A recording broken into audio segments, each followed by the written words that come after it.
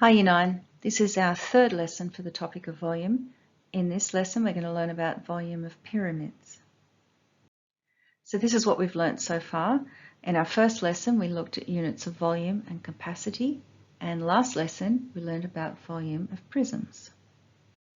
Now a pyramid has a cross-sectional area just like a prism, but it's not uniform. In fact, it gets smaller and smaller as we go towards the apex. The apex is the top of the pyramid. The other sides, other than the base shape, are all triangles.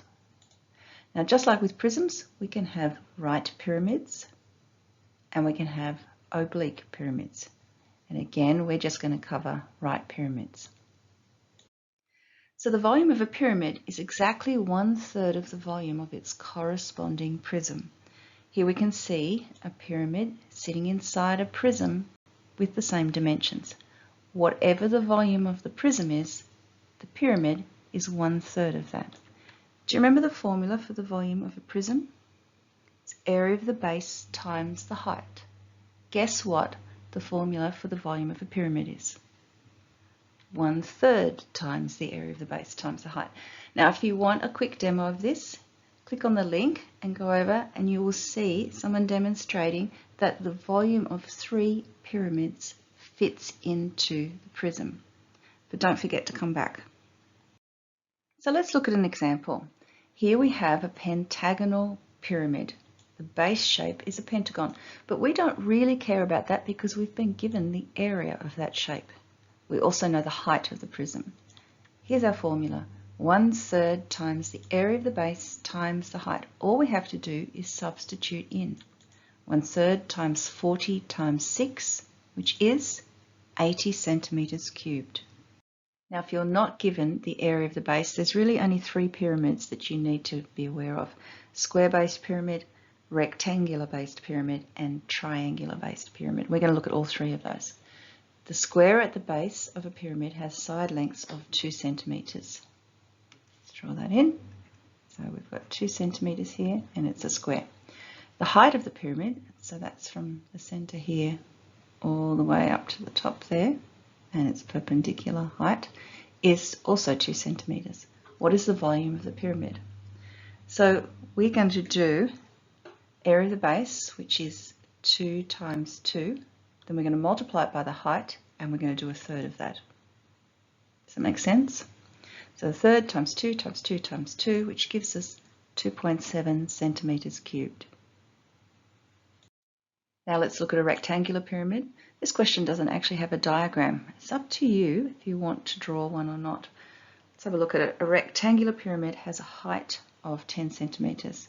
So I'm going to draw a rectangular base, and the height of it is 10 centimeters.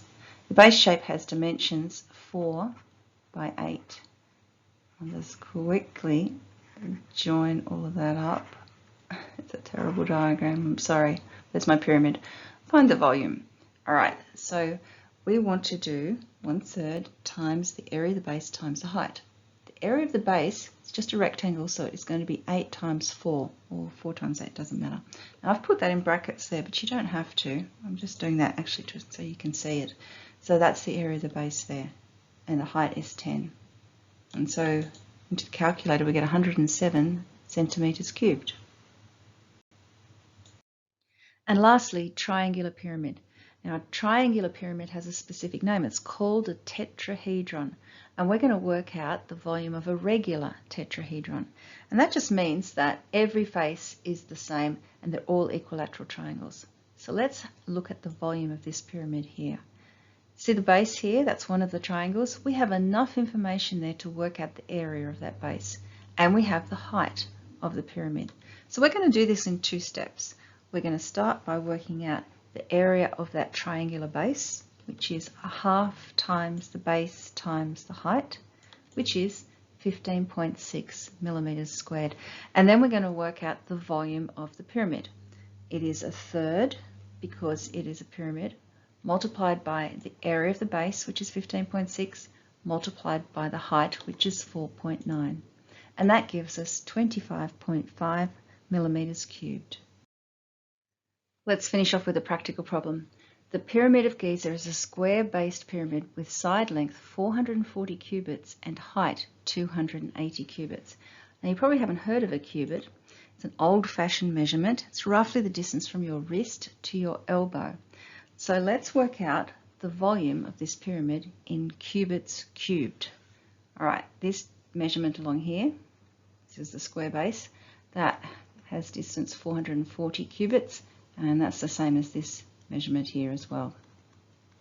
And the height of our pyramid, so from the apex down to the center of the pyramid, is 280.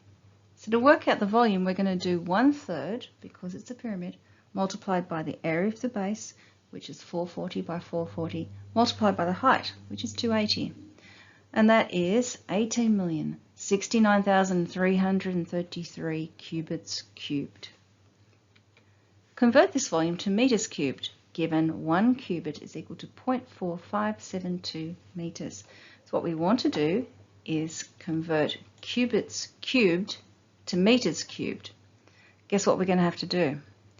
We have to do that conversion 3 times, because we're going from a cubic measurement to a cubic measurement. We've got to do the conversion once for length, once for breadth, and once for height. So 1 cubit is 0.4572, so I'm going to take this amount and multiply it by 0.4572 cubed, which gives us 1,726,875 meters cubed. Now that's way too accurate. Look at our measurements here. They were given to 2 significant figures. So I'm going to write this approximately equal to 1,700,000 meters cubed. All right, that's it for this video. In our next lesson, we're going to have a look at the volume of circular solids like cones, cylinders, and spheres.